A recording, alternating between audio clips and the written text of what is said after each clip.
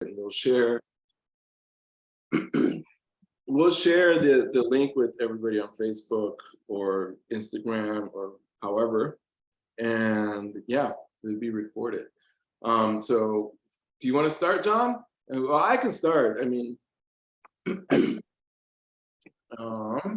but are we going to wait? Are we just waiting for the rest of the people? Are we waiting? Or are we starting now? No, I mean, we're waiting for like one more minute. While we do that, we can just kind of like go through what we're going to talk about tonight, and then let Linda take over. Or should we just start? Yeah. Yep, let's start. Hello, everyone. Thank you for joining us this evening for a conversation with the photographers from our exhibition, This Is It, A Human-Centered View of Us. The exhibition is at South Shore Arts in Munster, Indiana, and it runs through January 8th. So if you are local, we hope that you can come and see it. With us this evening are some luminaries of the photography and photojournalism world.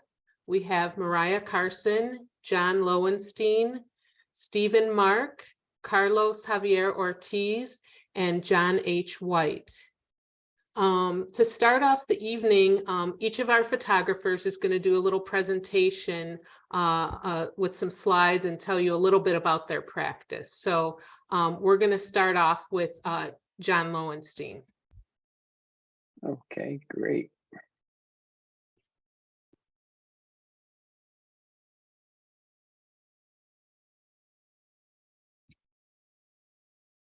Okay, can everybody see it? Yeah. Great. So this is a project that I've been working on in Chicago in my neighborhood that I lived in and have lived off and on in Chicago, in the south side of Chicago and South Shore for a pretty long time.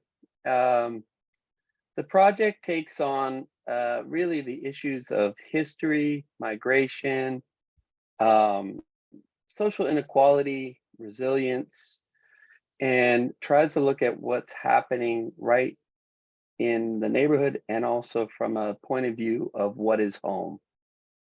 And so as I first started moving to Chicago in '93, moved to the South Side in around 2005, but I had been teaching in the schools for quite a long time, for about 4 or 5 years, teaching photography. And so this project kind of was the second phase of that.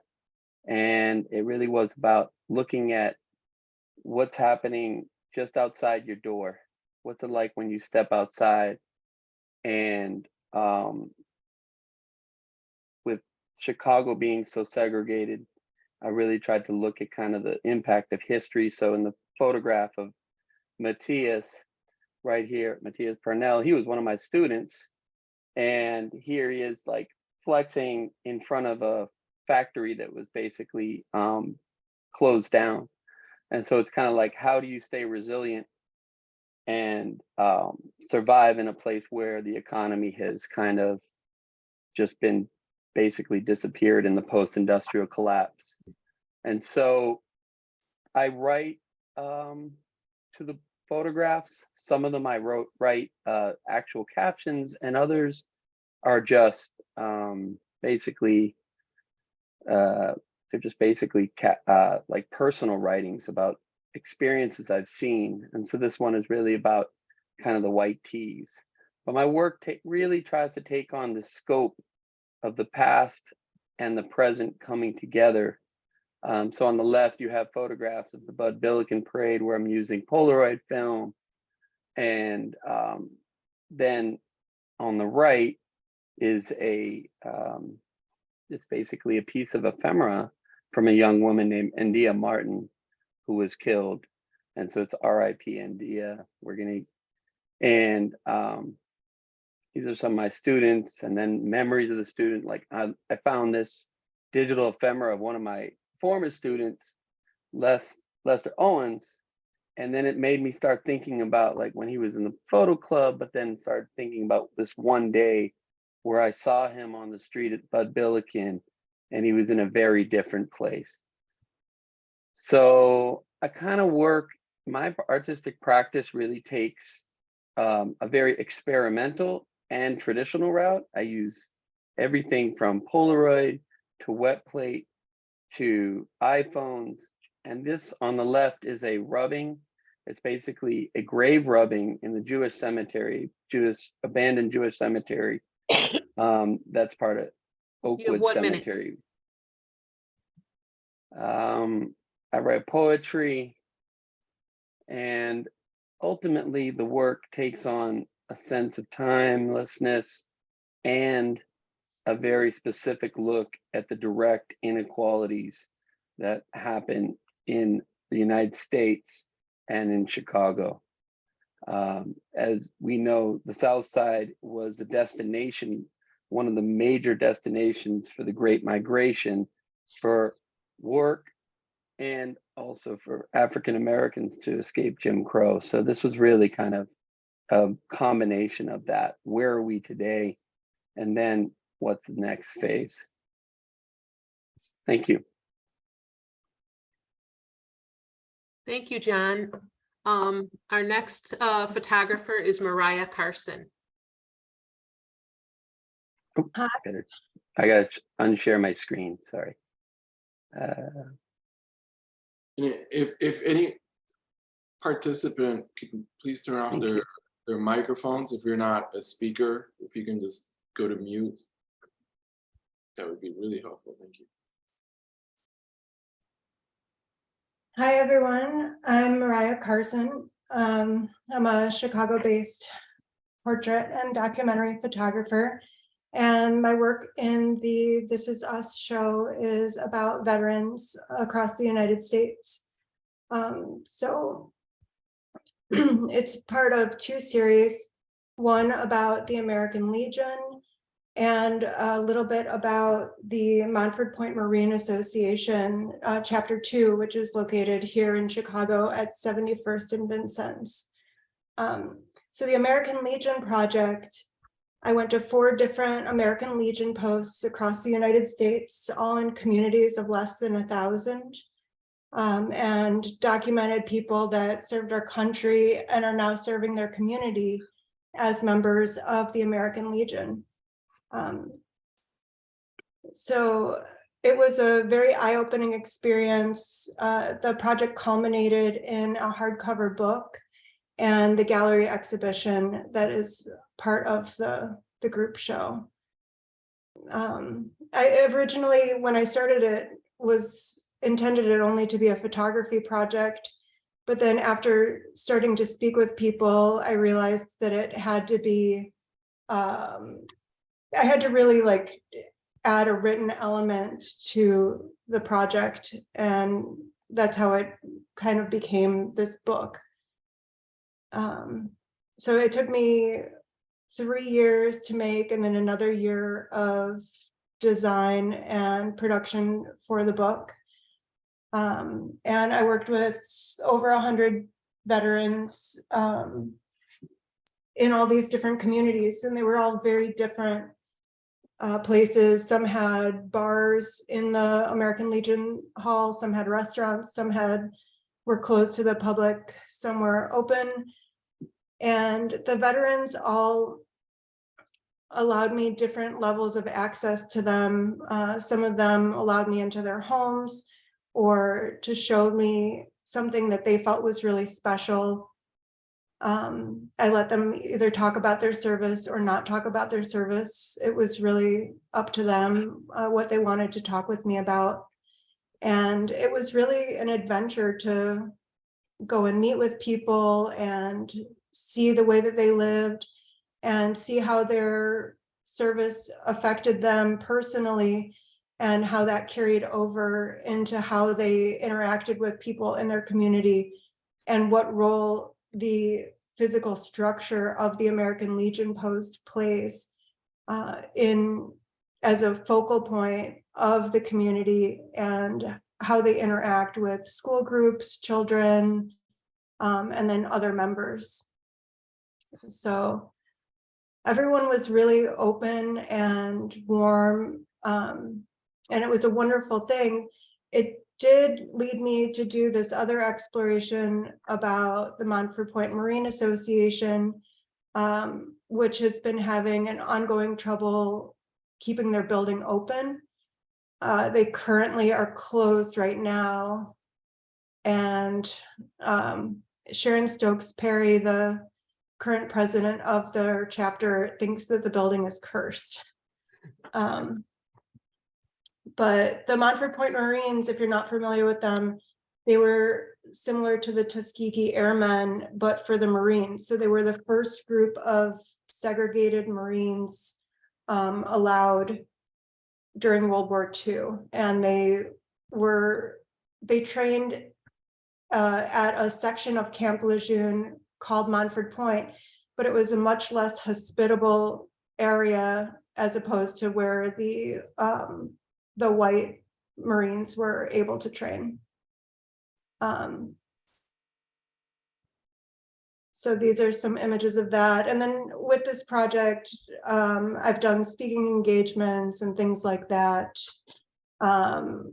in conjunction with it. And I really like it when the veterans that are featured in the book have come to the different events.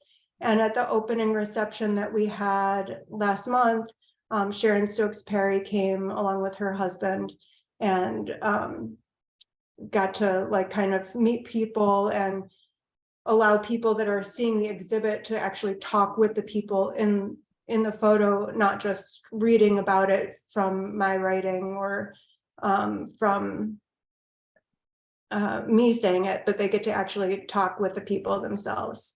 So thank you, Linda. Thank you. We'll go to Steve and Marc.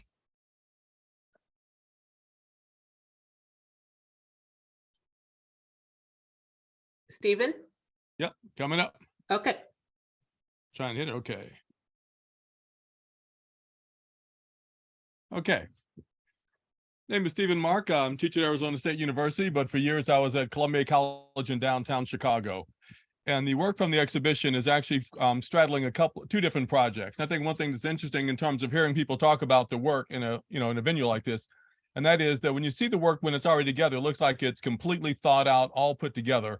When you hear us kind of talking about the work, you get a better idea about how some of the different projects really kind of come together, where they're not completely formed, but as we start to kind of think through them. So at any rate, I did a book called American True Colors in the late 2020. And I was photographing who we are as Americans all around the country. But it was a group of 250 straight photographs from all around the country. And the reason for 250 is because this country will be 250 years old in 2026. So the reason I kind of stopped on this one, this is actually this past January, and this is actually in DC, and this is the firefighters, the anti-vax firefighters in DC. So after finishing American True Colors, I started looking at the images, and the next project I'm working on has a little bit of a different title, and it's called Street Cat Tales in Tangled Times, and it's going to be a combination of straight photographs and composites. And so what I found is that by using the individual photographs, they're interesting in terms of how they documented the place, but by using the composites, it was a matter of being able to extend sort of the narrative of what's going on. So this is probably about 4 or 5 photographs, but it's one of the protests in downtown Phoenix. And by the way, I should back up because this is one image that I've been, people have questioned whether or not it was a multiple image or not. This is actually a straight photograph, but this is the protest of Bans Off Our Bodies in Phoenix after the Roe versus Wade decision was overturned. So what you're going to see is, this is San Francisco. Yes. The image didn't change. It's not changing? No. Hmm. It's still on the vaccine. Okay, what I'm going to do is I'm going to stop share and start back again because I was clicking here. Let's see how this works.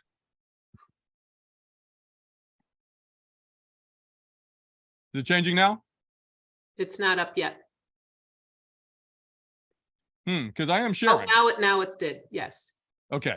Bans Off Our Bodies. Yes. All right. Protests in Phoenix, and this is probably about, like I said, about 3 or 4 photographs. San Francisco during a climate rally. This is the Stop the Steal rally actually in Phoenix, just a few weeks before the January 6th insurrection in DC.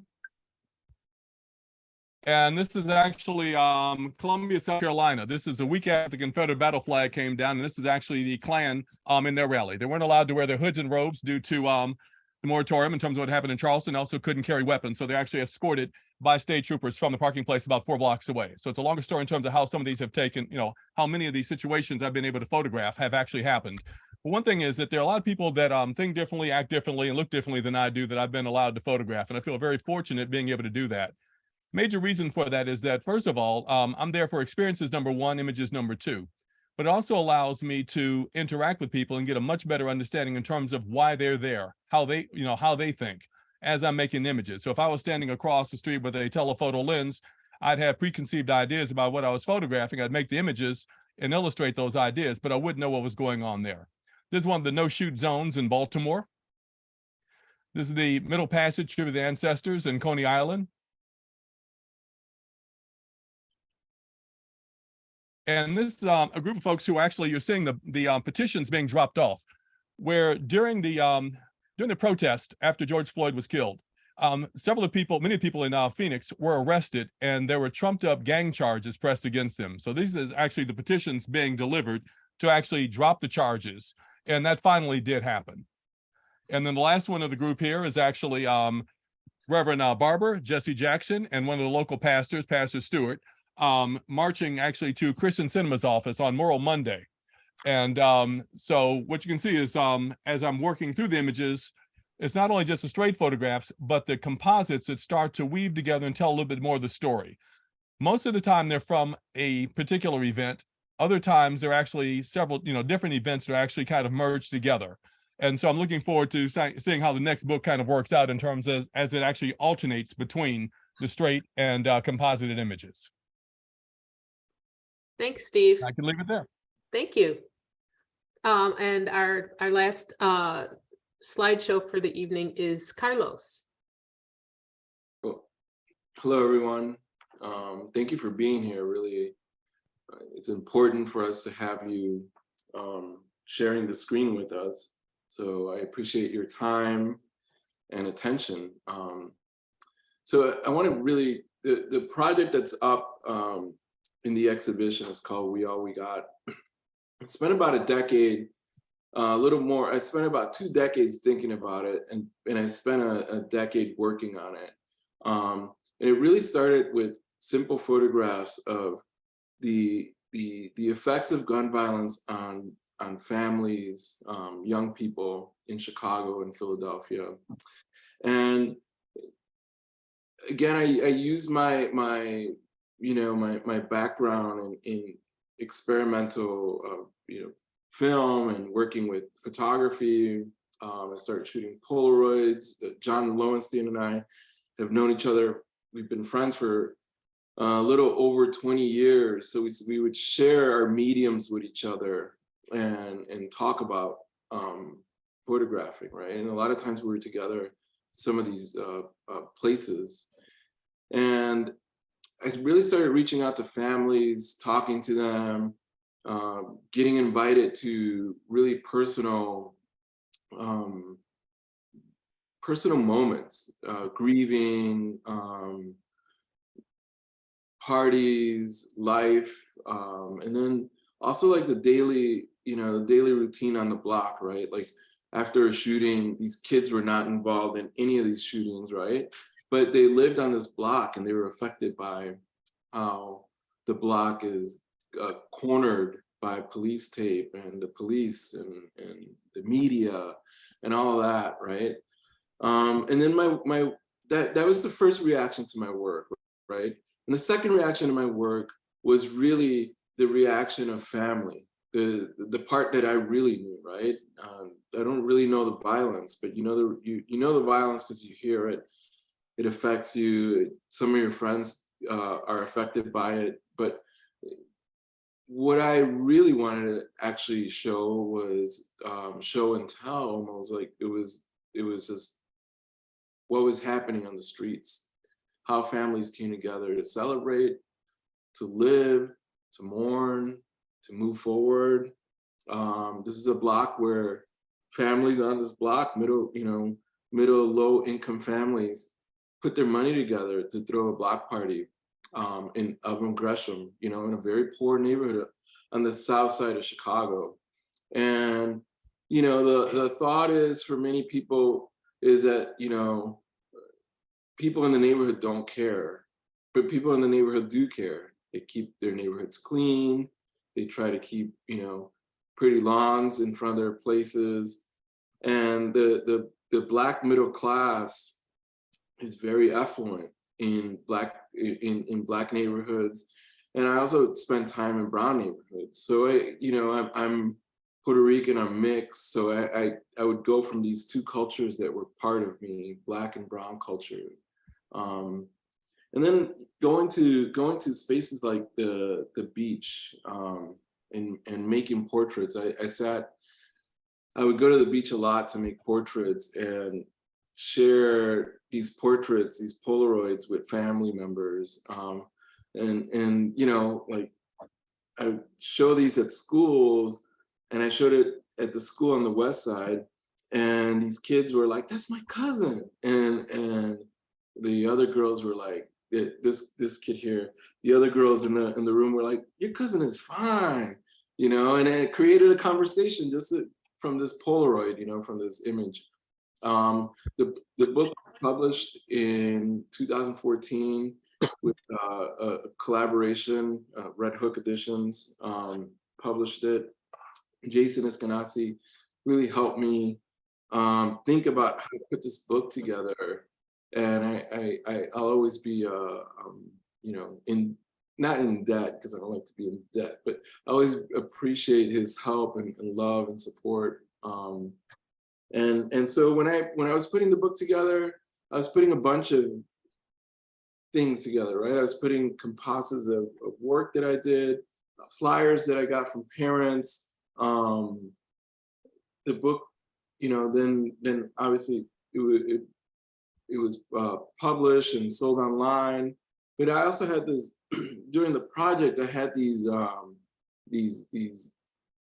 like classes I would do with young people. I received an audience engagement grant from the Open Society Institute, OSI at the time, and you know, this is what kids wrote. Like, so I made my work very vulnerable. I made prints and put them on the table, which is like something photographers don't really do. But I wanted to make sure that I would be open to getting some feedback from my community. Excuse me. And so here are the books that were written by the students. I still have them. And here's some ephemera I got from parents, shirts, sticky notes, my logs that I kept, things that I found in the streets, just kind of to document a time. This is from 2008 to 2014.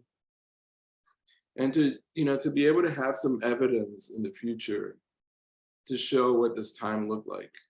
The work was shown in the Bronx Documentary Center. It's been shown in a lot of places. It was showed here in Chicago. It's in, right now it's in the permanent collection of MOCP, Museum of Contemporary Photography. And this is the show at the Museum of Contemporary Photography. This is showing with another photographer. His name is David Chalio. And then the show was in reaction to Dawood Bey's images from Birmingham. So it was a really beautiful collaborative show. There was a lot of people that came through it. And we had 3 floors.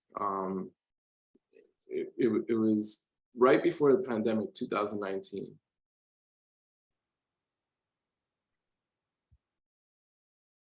It's a film I made called 1,000 Midnights, which I wanted to show today, but it's about 6 minutes long. But you can view all this work in my films on my website. If you're interested in getting a book, is there. Kristen Taylor was a curator, and we still work together. I'm on the board of MOCP, so we're doing engagement with with high schools in Chicago. And that David Shalia was the other photographer in the show. He's a professor, sociologist. And yeah, so this is, I always kind of show like how the work ended up being published in different newspapers and magazines afterwards. Sometimes your work doesn't get published, excuse me, right when you do it. So you have to be patient. And the films, excuse me, and the films made it to AFI, American Film Institute, and Tribeca, and other film festivals. So my films had a lot of play, and it was really helpful to not just show the photography part of it, but also the films, you know, that really kind of captured another time, another moment, right before the explosion of Breonna Taylor and George Floyd, and what we saw right in the middle of pandemic. And then that work led to the case for reparations with the writer Ta-Nehisi Coates. And so from doing this work and working at the Chicago Defender, I had the experience and the knowledge of the neighborhoods, you know, and the writings that he put together. And I'm gonna leave it at that because I think we're gonna have a lot of questions. This is another body of work. I guess I'll go through this really quickly, a body of work that I've been working on called Migrant Workers. And it was published, this is a publication that Bruce Davison does. And along with my writings and an interview, the images were paired with Dorothea Lange's images. So the work continues into other facets of documentary work and people who influenced me. You know, an homage to John White, who's my teacher, who's in the show. An homage to John White is always there for me because I'm always thinking about him when I'm taking images, and the conversations we had in his class, and the conversations he spoke about when he spoke about Gordon Parks and Jesse Jackson and Mandela and all these historical moments. So I always wanted to capture that part of history, just having that opportunity to be a part of his life and being influenced by him. So I'm really honored to actually be in the exhibition with John White. Besides my other beautiful brothers and sisters, I'm really honored to be in an exhibition with a pops, a mentor, a teacher, and a friend. So I'll leave it at that, and I think we'll send it back to Linda. Thank you. Thanks, Carlos. Yeah, I don't know if I introduced myself. I think I just jumped right into it. My name is Linda Dorman, and I'm the curator of the exhibition. And I want to take our first question to John White. And here we go. I would consider all of the photographers in this exhibition to be humanists. And what draws you to photograph the subjects that you photograph, John? Thank you for the question. First, let me say that thank you for being the glue, the lamplighter for all of this. You've always been that type of person who looking out for humanity, and I appreciate that. What was okay? The question is what draws you to photograph the subjects that you photograph? Love. I love to love. I love creation. I love the creator. I love human nature. I love environmental nature. And I think what we've seen tonight in these images is that it's the same thing. It's a oneness that unites us, you know, and it's not the camera, you know, it's not the camera. The camera, of course, unites us. It's not the the curiosity. It's the thing, as Carlos just said, this thing called time. And photography is this language, a visual language that, my latest count, I think there's over 7 billion, less than 8 billion people on the planet right this moment. But it's a language that, visual language that everybody understands. And so we are there to do it. And if we don't, who will? And we're doing it for today. We're doing it for those now, but we're doing it for generations that are not yet. And so it's this responsibility to use the gifts of, or bend the eyes for others. That's what keeps me in flight. I mean, you look at the story on the veterans, for instance, and the diversity of things, and it's brought some sadness to my heart when I was looking at that, because I was a Marine, and I know some of the things that happened, as a Marine. We served the country and things of this nature. But if that story is not told, who's gonna know it? So photographers photography and photographers and visual servants, visual messenger, are those who keep the window of the visual window opens in the heart of humanity forever. And I want to be like the students. I want to be like the people on the show, in your exhibit. Well, you've influenced everyone in the exhibition, so we really love you and we appreciate that. Let's see. I've got questions everywhere on my desk here. Stephen, you cover a broad cross-section of society in your work, including groups like the Proud Boys and the KKK. What leads you to include them in your work? Well, my work has changed over different points in time. So if I just really quickly kind of went through it, I did a book called Urban Notions, which was photographed in the Illinois Triangle I grew up in, which was Chicago, Champaign-Urbana, and Springfield. The next book I did was called The Black Transatlantic Experience in Street Life and Culture in Ghana, Jamaica, England, the US. Now, I'm just sort of giving that as an overview because I was really looking at the Black communities there.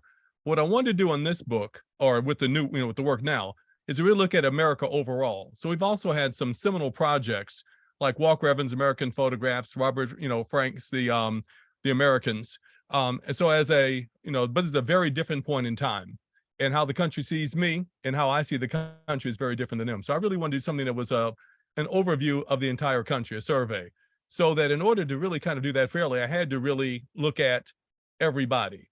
But as I said before, one of the most important things to me are the experiences. What I feel very fortunate in is being a photographer, I actually have a byproduct that I can share. So it's also a matter of me having to go out to make the photographs, to interact with people, to learn about that, but then also to kind of see what happens visually. But it is to try. But my work is really trying to create an inclusive overview and survey of America. Thanks. Thank you. This is sort of a question for everyone, but I'm gonna pose it to Mariah first. What are your biggest challenges in photographing your work, and in this case, the American Legion project? There were a lot of challenges in doing this project, and as Stephen was just saying, as a photographer, we're all like a witness to the subject, but we're also like very physically there and participating and caught in the emotions of the people that you're interacting with and all the things going on around you. And I think it was really, American Legion specifically was really challenging for me because I am a queer Jewish woman coming in from the city and going to like these really small towns and just being this kind of like blank slate, but also surrounded in an environment that I have, like I don't know people that just like carry a pistol all the time, or or a lot of people that served in the military at all. So it was challenging to just kind of be in this very bizarre place, in that it's not bizarre to them, but it's bizarre to me as like a city person.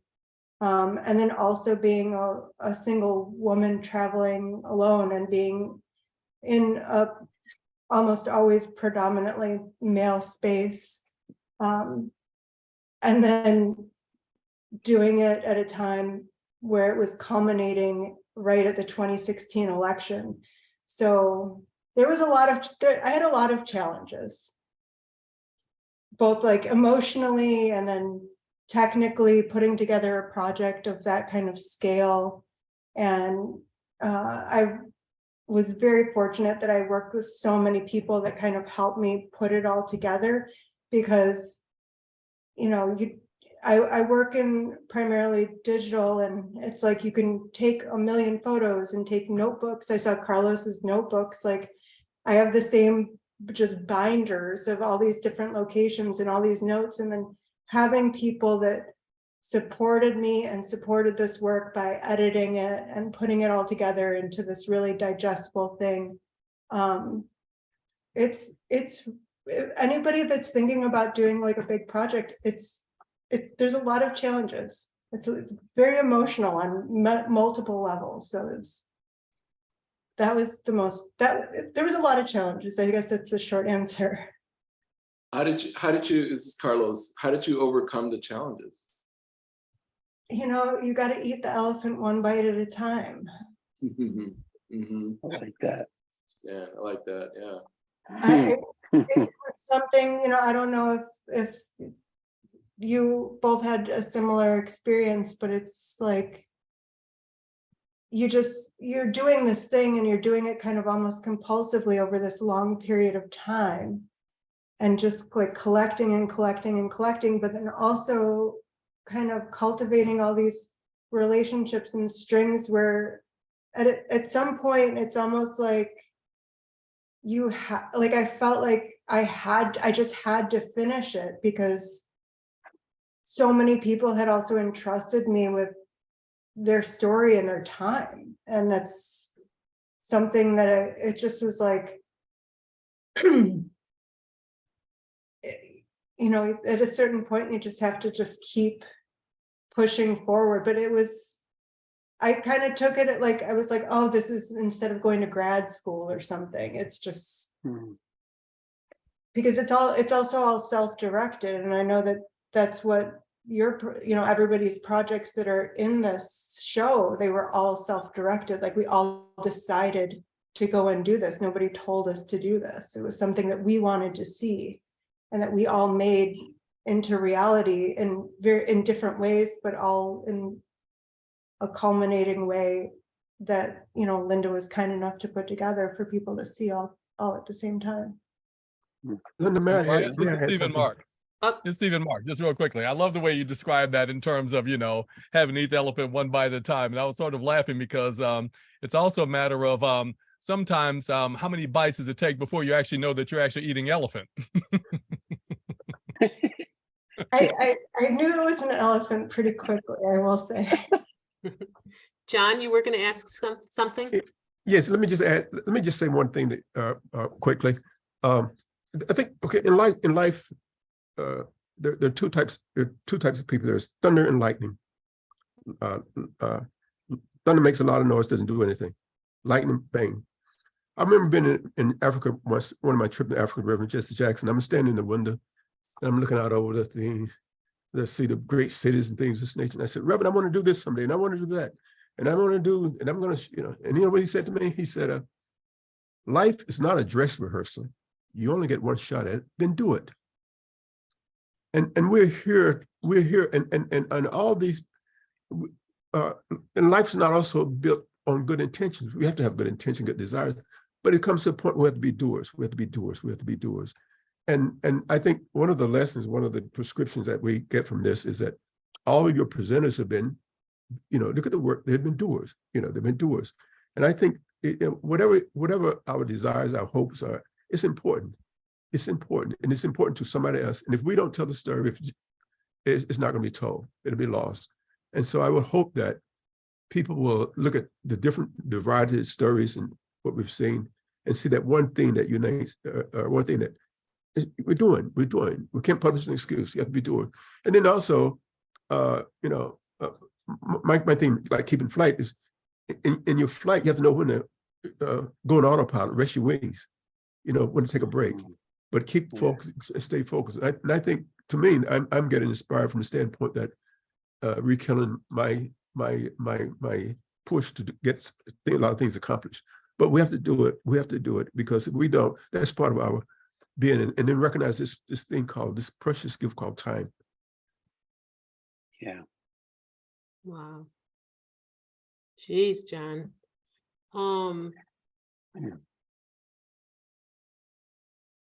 Okay, guys.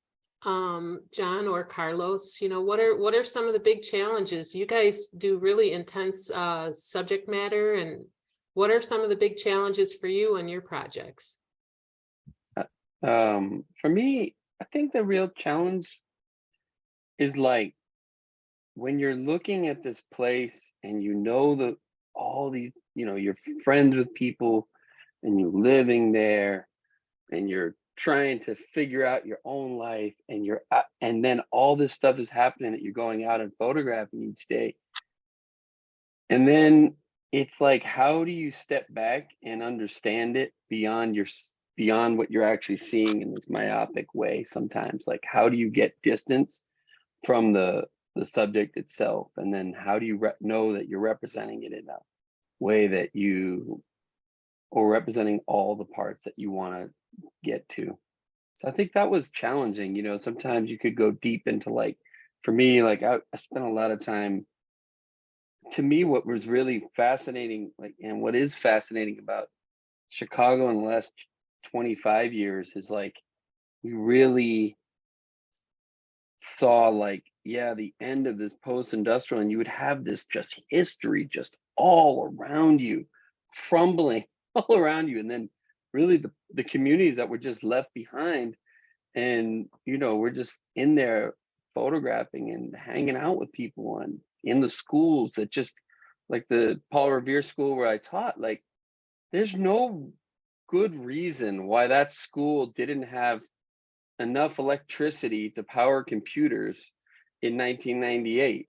There was no reason other than racism, institutional inequality, like the neglect of politicians, and like the way that our society is built.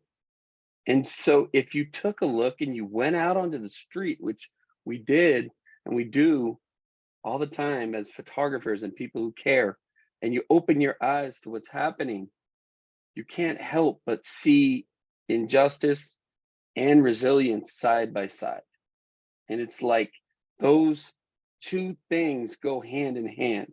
And there's injustice, there's people fighting, and there's resilient people who are going to say no and aren't going to accept the circumstances that are put upon them. And so that's what I see in, John White and Steve and Carlos and Mariah and all the people. This is like a homecoming for us, because we all would see each other on the streets, or Steve and John taught Carlos and I, and it's just like these things are fundamental. And so if you open your eyes and ask the question, is this right?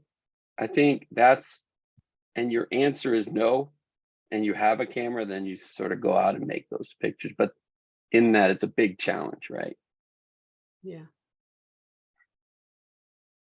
I guess I'll take the next question, but I want to say that for me, a lot of the biggest challenges are not having, not really having,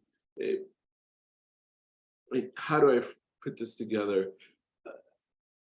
When you get into this practice, you find yourself being a minority, right? Quote unquote.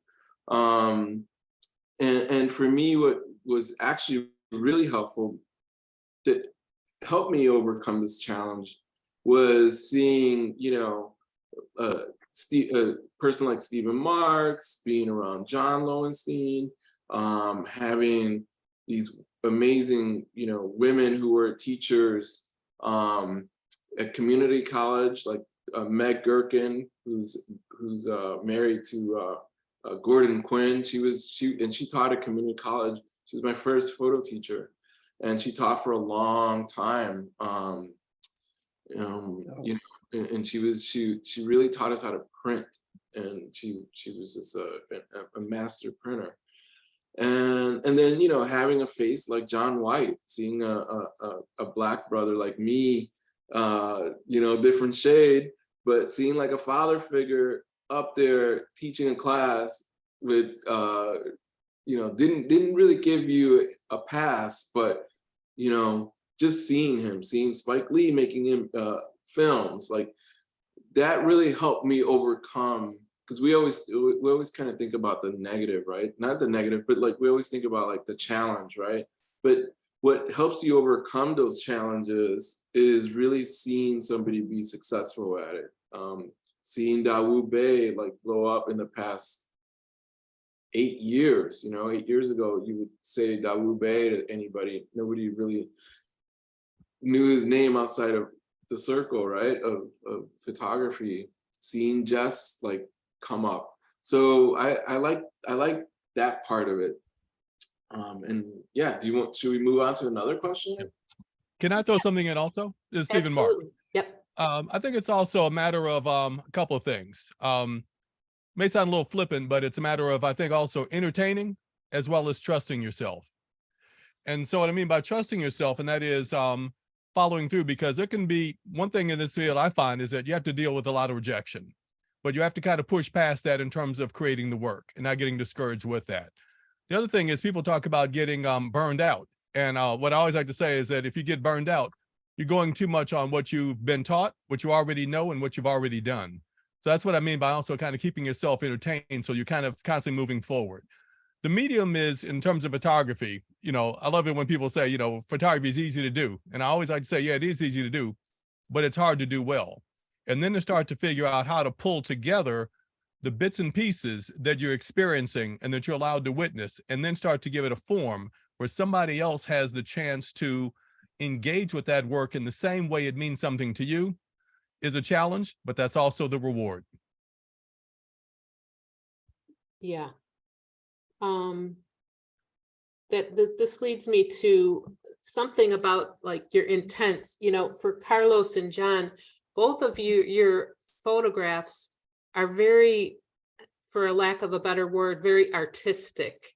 You use experimental techniques, and also, you know, you do filmmaking and whatnot. What, you know, why do you do things that way? I think I would say the expression doesn't come in one format for me. And I think that's part of my dyslexia. The expression comes in different formats. So it can come in film. You know, when I have to write a poem, I can write a poem. I don't force myself enough to write, but I can write. And then obviously photography is the practice that I've been doing for the longest, but it comes, you know, like film really opened up my soul. It really helped me to talk to people in a different way and express my thinking and my feelings, and really like the point of view of the world for me. And that came from, and I always like to talk about the influence, but that came from like just hearing John White talk about, I was in the room with Gordon, you know, and I was like, who's Gordon? And, you know, I asked him, who's Gordon? And he said, Gordon Parks, you know. And I'm like, who's Gordon Parks, you know? I was like 19 years old, heard of the name, but didn't really know.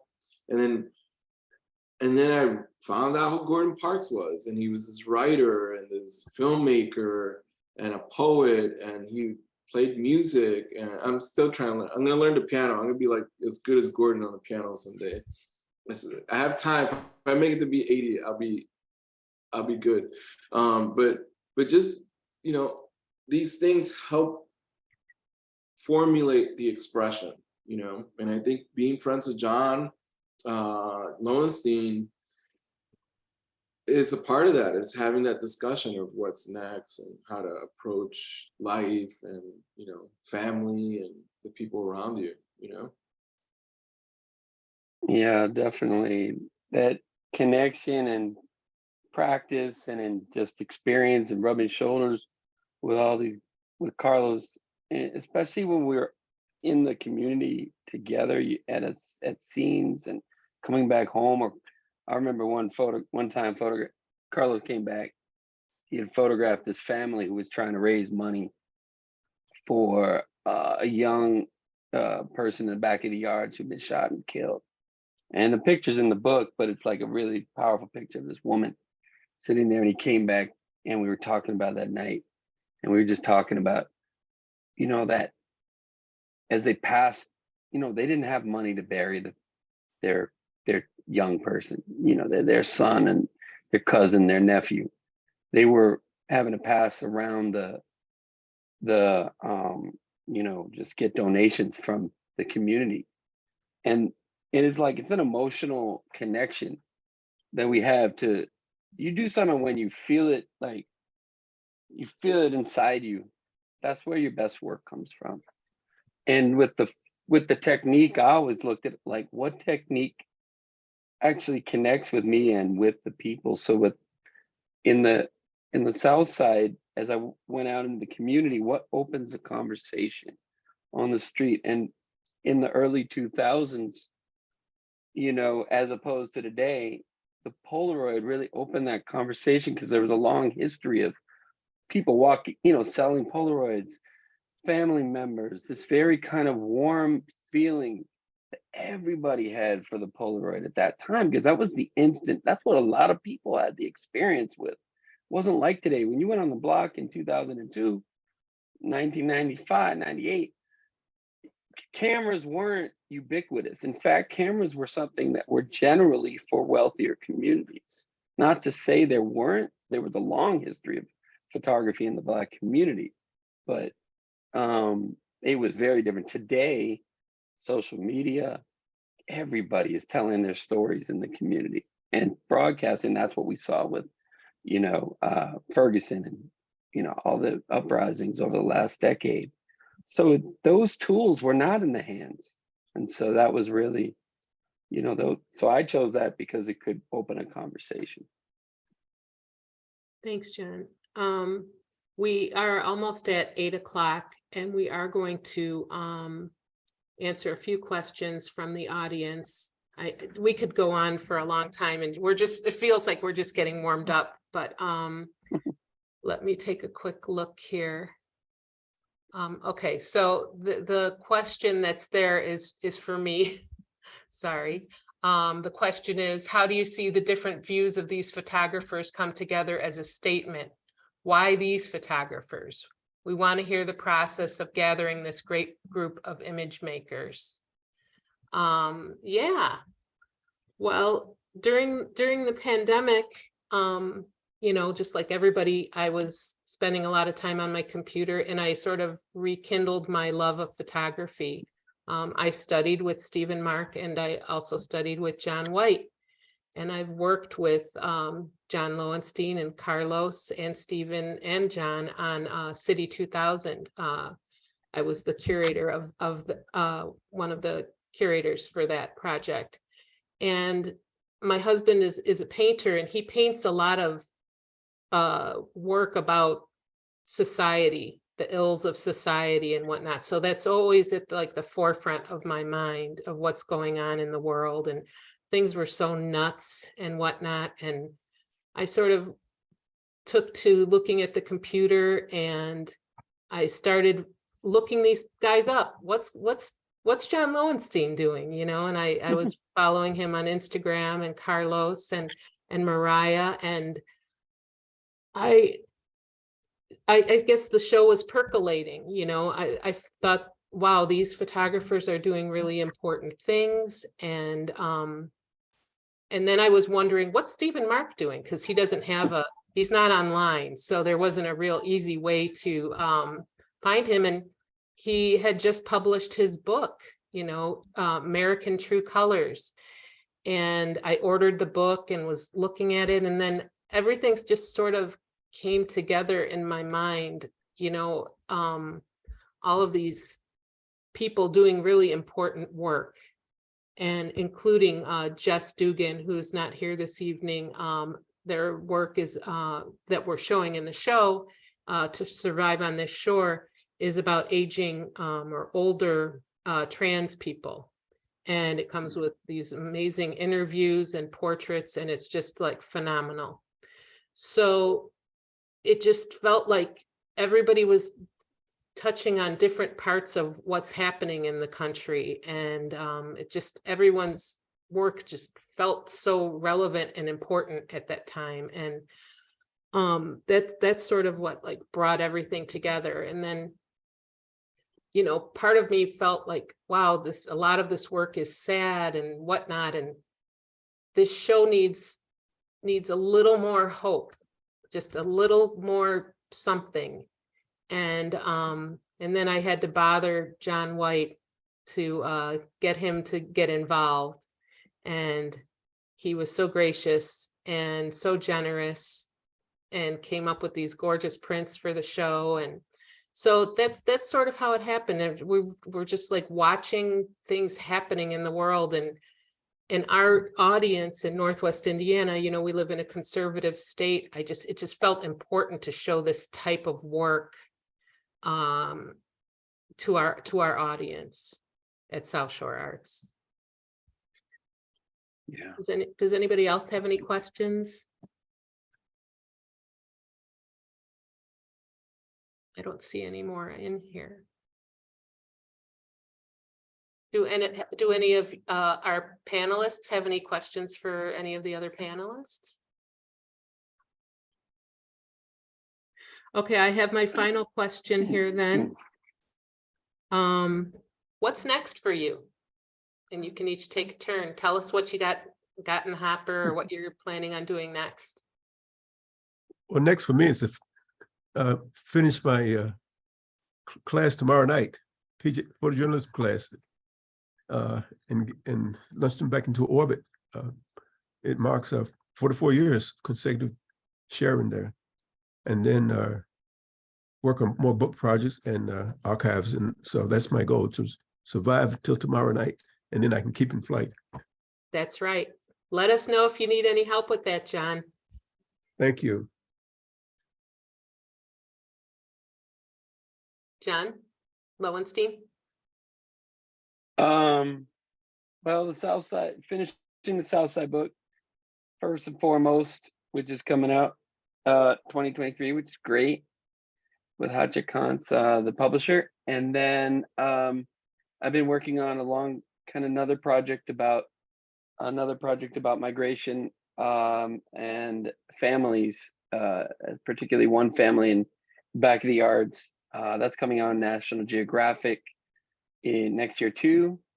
And also one about my family and my own experience of kind of my own migration and our family's sort of diaspora that unintentionally and intentionally just continues in many ways. So that's kind of what I'm working on.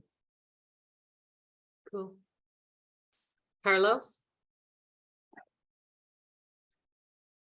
So I am working on getting funding trying to get funding for a documentary, and trying to get funding for a narrative feature film. So working on applications. A lot of my days are working on applications and bugging people while I'm doing portrait assignments, and I don't know, fixing my house, taking care of my boy. So those are the things I'm doing. I'm working on a project for National Geographic on environmental racism and the effects of that on Black and Brown communities. That's been a challenge of the pandemic and the passing of my mother and all the other things that life really kind of puts in front of you while you're trying to be a human, right? And so I'm figuring those things out, and all the words you hear from your friends and loved ones really start to come together, and you just kind of figure these things out while you're in the process, right, of working. So that's where I'm at, where I've been. And I find it that you have to be honest, like Jon is with people. You have to be honest where you are, because we can't always hold the weight of the world.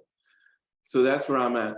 But I also want to give a shout out to my friend Sabignu Bestek, who's on in here. And Linda was telling me about this film that I'm gonna watch tonight. It's called God Speeds Los Polacos, and I'm gonna actually put it here. And it's about Sabignu's life. And Sabignu always kind of told me about his life, but in little pieces. And he's another important friend in my life, and it's amazing that there's a really important film about him. So I put the link here on IMDb. So you all should watch it, rent it, and really, it's a big new work for the Tribune for, I believe, maybe 20 years. And before that, he worked at Geographic and blah, blah, blah. But he's an amazing photographer, and he's very advanced. He was shooting medium format with a strobe, which is all like what the young hipsters are doing now with film. Sabignu was doing that in 2000. So I can't wait to see this film. I'm giving a shout out to my friend Sabignu. Rent this film, people. Watch this film and reach out to Sabignu.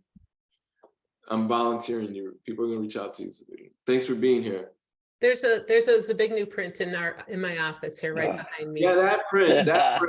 That's beautiful. We love that. I mean, how advanced was that? Like, this man was shooting with a Mamiya 7, I believe, and a strobe, and just like lighting things really beautiful in 2000. And you know, now people are doing that. Now people are trying to like emulate these styles of photography that come back. So it's interesting being part of the history and seeing it. And I think, you know, at 47, I'm still growing and learning and going back to all the things you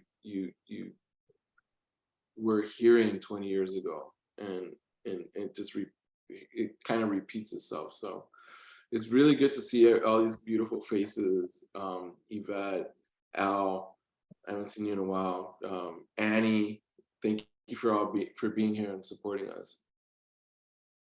Yeah, thanks everyone. This is really, How really about cool Mariah? to see everybody. Yeah, well, how about Mariah? What's next for you? Sorry. I'm having a midlife existential crisis and trying to figure out what I want to do. I've been working on a lot of things. I really enjoy working with elderly people. I've actually been photographing elderly people since I was in high school, and I worked at a retirement community. And so I'm working on taking senior portraits, but of like senior citizens. So in line with my work, but as a commission. And for projects, I'm doing a project with my friend that owns a ghost town in rural Alabama. So I've been going down to Failtown, Alabama, and working on some projects there, and also going and getting to know my maternal grandmother, who my mom found out she was adopted when she was 50. So I haven't known her my whole life, and I've been going down to Daytona Beach and making portraits with her.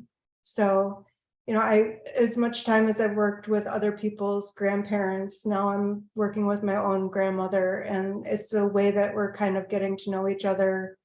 And it's been a very interesting experience, and I don't know what it's going to be, but that's how I'm spending my time. That sounds great. Stephen, how about you? All right, well, a couple of things. One is I'm trying to do a better job of staying in touch with everybody, because I do have a tendency to drop off the map when it's time to work. So I'm saying it, let's see how that pans out. But also I'm finishing up Street Cat Tales and Tangled Times, the book. And one thing that's really kind of wonderful about that is being able to kind of think about what's next after that. So I've been making a group of other photographs that didn't fit into that project, have a little bit of a different turn. And so the fun part's going to be trying to figure out a way to actually pull them together, make sense, and create the next work. Cool. Oh, Jon Lowenstein, you said you wanted to do a shout out. I just remembered that.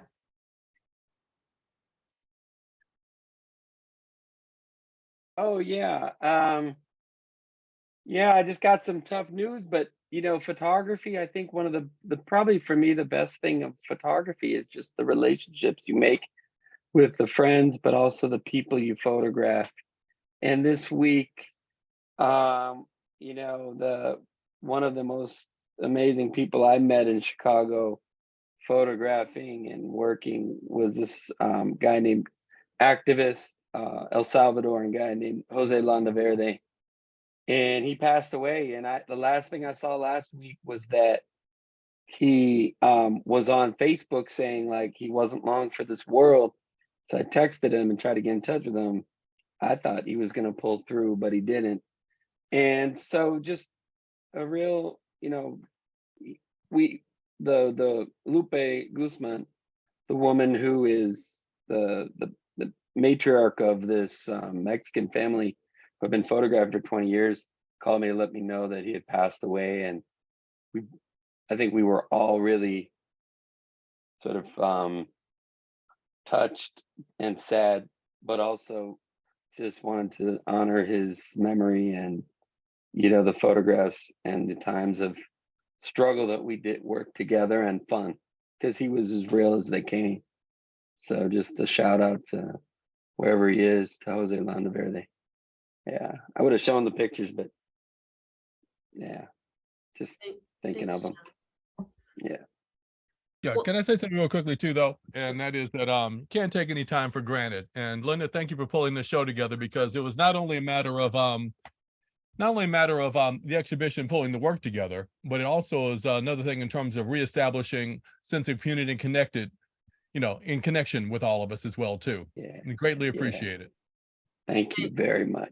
Thank you, guys. That was something I wanted to close with, is that the photography community is so special. Everybody here that's a part of that community, the friendships, you know, you could not see someone for 10 years and then you see them and it's like you just saw them yesterday. And the way everybody supports one another and shows up to a thing like this and whatever, it's so refreshing. It's so wonderful. And I think everybody should try to like nurture these relationships as much as we can, because we need each other and it's fun. And, you know, this show has just been such a pleasure, just working with everybody and bringing us all together. And hopefully we'll be doing something again in the future. So thank you, everybody. Have a good night. Hey, Linda and all, Thanks, thank you everyone. guys. Appreciate it. Oh, thank you, Dave. No problem. Dave's the executive director of South Shore Arts, our host site for the exhibition. So I apologize for jumping in late, but I wanted to make sure I caught it. And Carlos, if you watch it's a big news movie, I guarantee you will enjoy it. A great film when we screened it at the center. Great, I'm gonna watch it tonight. So let's all watch it, you know, for our brothers. Yeah, I put the link in here. So Godspeeds los Polacos. Yeah, appreciate it. Thank you, Carlos, for nice, kind words. Thank you. Yes. Beautiful. Can't Love wait you to see guys. you. Where's John White? He's listening. You get the final word, honey. Okay, okay, then I would leave with 3 F words. Faith, focus, and flight. Be faithful to what you're doing, to your purpose in life, to your assignment from life. Stay focused on, as Cardinal Bernardin said, prioritize the priorities. You have an assignment from life itself. That's what you're doing. The most important thing is keeping flight. Love you. Love you much. Bye, you guys. Have a good night. Thank you, John White. Thanks, everyone. Thanks, you guys. Everybody. Love Bye-bye. that. Thank you, John. Great. Thank you, Linda. Thanks. Good Thank night. you, Thanks everybody. again. Thank you. Good Thanks. night, everyone. Thank you. Good night. Thank Thank you. you people on Instagram for sticking around and hanging out with us. Was anybody there? Yeah, people were on Instagram a lot. So thank Wow, you. Yeah, fabulous. take care. Good night, everyone. Good night, everyone. Right. Thank you. Wonderful job, Linda. Thank you.